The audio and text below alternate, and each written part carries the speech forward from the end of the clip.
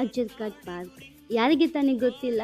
ಚಿಕ್ಕ ಮಕ್ಕಳಿಂದ ಹಿಡಿದು ವಯಸ್ಸಾದ ಅಜ್ಜ ಅಜ್ಜಿಯಂದಿರಿಗೆ ಫೇವ್ರೆಟ್ ಪ್ಲೇಸ್ ಅಂತಾನೆ ಹೇಳ್ಬೋದು. So welcome to Udupi. ನಾನು ಸ್ವಾತಿ ಕ್ಷತ್ರಿಯ.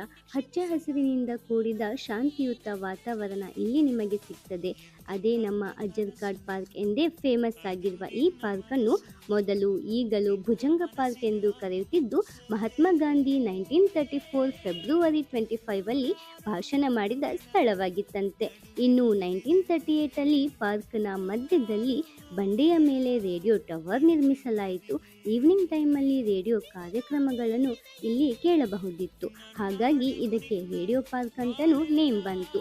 ಮಹಾತ್ಮ ಗಾಂಧಿ ಅವರು ಹುಟ್ಟಿದ ದಿನಾಂಕದಂದೇ ಅಕ್ಟೋಬರ್ 2, 2020 ಈ ಪಾರ್ಕನ್ನು ಇನ್ನಷ್ಟು ನವೀಕರಿಸಲಾಯಿತು. ಆ್ಯಂಡ್ ಇಲ್ಲಿ every evening and morning skating practice ಕೂಡ ಮಾಡ್ಬೋದು, ಜಿಮ್ ವರ್ಕೌಟ್ ಸಹ ಮಾಡ್ಬೋದು, ಹಾಗೆಯೇ ವಾಕಿಂಗ್ ಜಾಗಿಂಗ್ ಎಕ್ಸಸೈಸ್ ಸಹ ಮಾಡ್ಬೋದು.